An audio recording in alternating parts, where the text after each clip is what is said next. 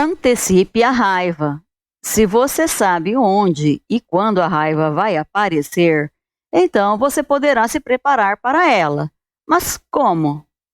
Vamos pegar um exemplo simples.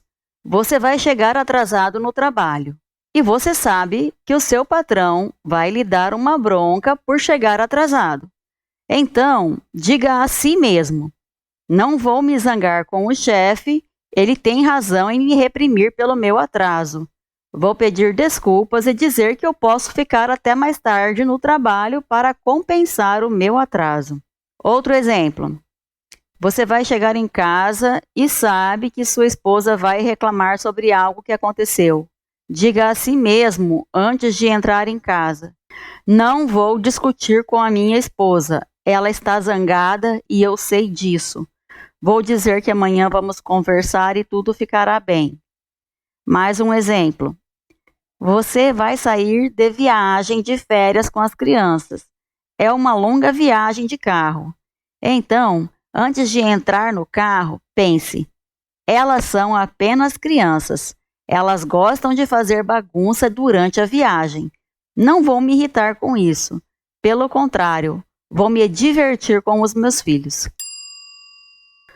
Aceite as frustrações. Muitas vezes, a raiva vem depois de uma frustração. Você esperava acontecer algo e nada aconteceu. Alguém não cumpriu o que prometeu a você. Você não conseguiu fazer o que queria. Você não alcançou os seus objetivos.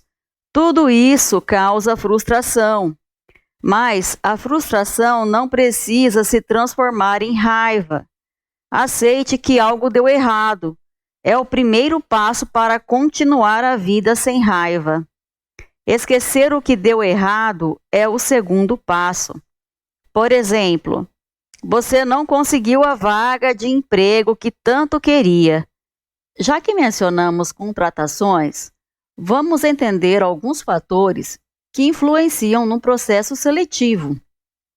Muitas vezes, um psicólogo organizacional, ao fazer a análise de candidatos para determinada vaga, considerará atributos destes indivíduos.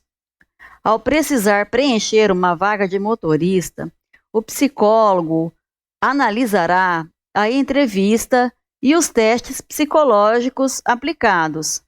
Ao constatar as características do primeiro candidato, observa que são muito favoráveis, pois ele possui uma inteligência acima da média, polidez verbal, boa capacidade de tolerar frustrações.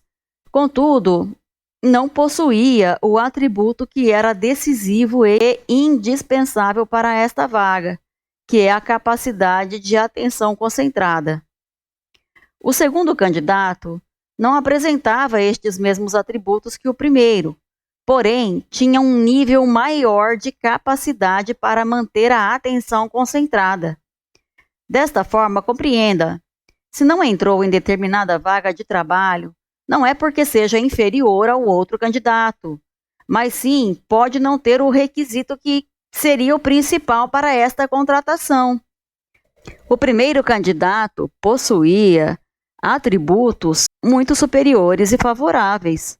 Caso ele fosse eleito para esta vaga, pois bem, sim, teria uma remuneração, mas por outro lado, estaria em uma condição de trabalho não compatível com as suas capacidades. Um motorista precisa ser responsável por muitas pessoas dentro de um ônibus. É preciso que seja atento a muitos distratores. A contratação de um motorista sem este requisito principal pode acarretar danos a ele próprio, às pessoas que ele conduz e a outros pedestres. Então, voltando ao nosso assunto, você não conseguiu a vaga de emprego que tanto queria. Em vez de ficar praguejando, vá atrás de outra vaga de emprego. Aceite o fato de que a pessoa que precisaria ocupar aquela vaga necessitava ter uma característica específica. Aceite as frustrações.